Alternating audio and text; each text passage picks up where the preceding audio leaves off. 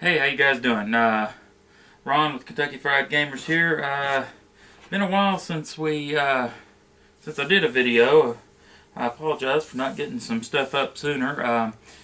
What I'm going to do today, not going to be a real long video. I'm kind of doing a product review of the new Troll Lord Games Castle Keeper's Guide, which just is getting ready to be released. They graciously sent me a copy to look over and review for them. So we're going to get right to that. I'm going to put the book down and kind of show you guys what the book looks like. Alright? Alright. Here is the Castle Keeper's Guide. Some new artwork by Peter Bradley. He does most of the Troll Lord Games stuff. If you look, I mean, it's just like any of the rest of the Troll Lord Games stuff. I mean, you can see it's very nice. It's very well laid out. I really like this book. I haven't finished reading it all the way through yet. I've kind of skimmed through a lot of it and looked through.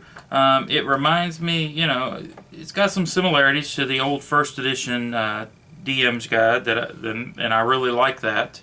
There's, you know, a lot of the tables and stuff laid out through that kind of will remind you of the old first edition stuff, which is, you know, Castles and Crusades, you know, that's why I like it so much, because it reminds me, so, you know, a lot of the first, second edition, and what they've done, they've blended a lot of the, you know, stuff together. It's its own entity in itself, but it's basically broken down into three parts. Part 1, which is the character, Part 2, which is the worlds of adventure, and Part 3, which is the siege engine, which is basically advancing the game and talking about some other stuff.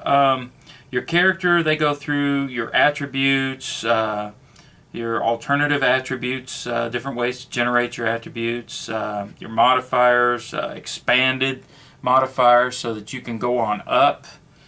Take them higher level, higher modifiers with your stuff. You know, and they talk about all your basic classes, your fighter, your ranger, your rogue, assassin, barbarian, monk, wizard, illusionist, cleric, druid, knight, paladin, and bard. Bard is one of my favorite classes from the old first edition. And, you know, they go through a lot of the race and languages, just expanding upon what the player's handbook already has. And in Part 2, I mean, they also go through magic and expanding equipment and NPCs as well in Part 1.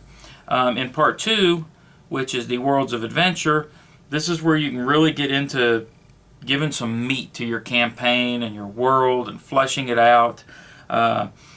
They've got, you know, they go talking about the city, you know, your urban landscapes and your cultures. You go through the dungeon, you know, with the underground, your adventures in your underground, talking about traps. They go through different things, you know, talking about how to keep it fun, how to keep it going, which I've played in many games, and I've had problems with some of the DMs who'd be like, you know, it gets to where they're almost like Ben Stein, you know, anybody, you know, and that doesn't keep it fun for the player. So they go through and kind of give you some tips and tricks on how to make it more fun, keep it up. They go through, they talk, you know, more about equipment, which, you know, they expand upon that. You know, there's about 20-something pages on just on equipment, which, you know, can make or break your campaign. You know, a lot of people don't even worry about that. I personally have a standard sheet that I hand to the characters, and I say, you know, this is how much it costs to get this stuff. If you want more, you know, you can add to it, but, you know, subtract this from your character's, you know, money and move on. Or they can flesh it out one item at a time if they want to take that, you know, amount of time. They've got some more stuff, you know, talking about lands as treasure. You know, like when you do something, this guy's going to give you, you know, a parcel of land over here. I've done that in older campaigns. They go through some other stuff. War, going to war. It's an inevitability. I've played in the several different campaign settings which war is going on, so your characters have to be careful in crossing lines and factions and stuff. Then you go on to part 3, which is the siege engine, where they talk about getting your game going, different attributes of the metagame, using attribute checks, too much or too little, involving expanding your treasure, crafting magic, destroying magic, which is some of the quests I've had characters go on were to actually destroy a magic item. Combat basics, actions, your terrain, how it interacts, hit points. They've got some different things in here that I'm really looking forward to. Under your skill packaging, they've got something called role-playing skill, secondary skill, and advantage. But anyway, where I was at before, I was talking about they've got when you get into the part 3 siege engine, they've got your treasure, your combat, go into your skill packages, which is talk about role-playing skill, secondary skill, advantages. And then they go into character death and fates. That's one thing that always bugged me about some of the newer editions of stuff. It's like, oh, my character can't die, and the GM makes it to where the characters don't die. You don't always have to stand and fight the monster. You can run away and fight another day. But, the attitude now is just, fight, and they expect their character not to die. Well, me as a GM, you stand there and you know that you're not going to win and you still fight, you're going to die. I'm sorry. Roll up a new character. I hate to sound mean about it, but that's part of the game. People, how many, fantasy movies have you watched that all the characters made it all the way through to the end? Not very many. But yeah, the Castle Keeper's Guide, it's a very, very well laid out. I like it. It's got, it's not covered in art. There's some artwork throughout it, but there's a lot of content in this book. I really like it. And I love the Troll Lords guys stuff. I love what they put out. You got your index that makes sense. They tell you where to go to do stuff. I really like this book. Another thing they've done is that if you buy the PDF of this book, you can you get free upgrades for the life. The PDF, anytime they update the PDF, or even if they even come out with another version of the Castle Keeper's Guide, I've been told, you will get that version once you buy the PDF of it. And I think that's great. That's just another way. I personally like PDFs. Here, I'll show you what I've done with my books. I like to buy the PDFs, print them out myself. I take them over to Office Depot, get them spiral bound, and then that way, when I'm playing, if I want my stuff open, that's one thing I've always had with some bound books. It'll lay perfectly flat. I'm not worried about the book, turning around and folding up. That's just another advantage. I like PDFs. That's just me personally. I'm a big advocate of PDFs.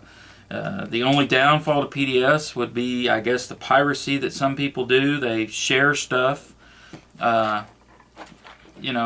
with other people, which, that's going to happen no matter where you do. I can just try to say, hey guys, if you buy the PDF, please don't share it.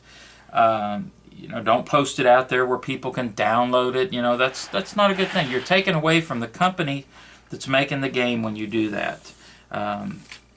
If you want to, show it to your friends and stuff, let them look at it, then get them to go buy their own, okay?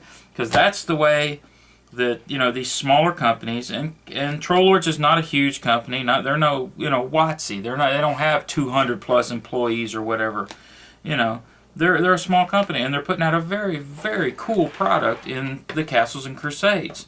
They have some other games in their catalog as well, which I hope to do reviews on before long. But I encourage you, get out, buy the Castle Keeper's Guide. If you're not into this, they have free quick start rules. You can download and basically run an adventure from that in itself. It has everything you'd need to be able to run a small game to see if you like it.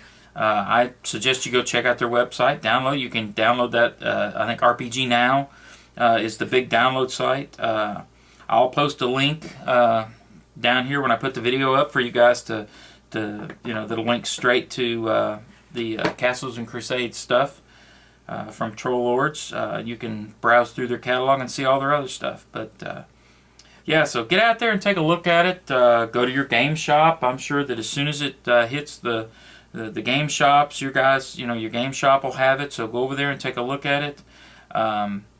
If you can't wait to get the hard copy and you're like me and you love PDFs, get over to RPG Now and get it.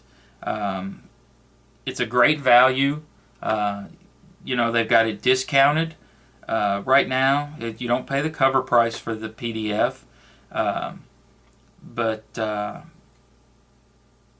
get over there, give it a look. I believe, if I'm not mistaken, there is a preview of the CKG over there. But get over there, take a look at it. If you love old school D&D, or you just love role-playing fantasy in general, the Castles and Crusades system is an awesome system. It doesn't take away from the heart of role-playing. You can role-play as little or as much as you want with this system. And with the addition of the Castle Keeper's Guide, you can really get some crunch going, in your campaigns, without having to do all the work yourself. They've done all the legwork for you. You just read through it and apply it to your campaign. All right, guys, you take care. Have a great day, and get over there and check out Troll Lords.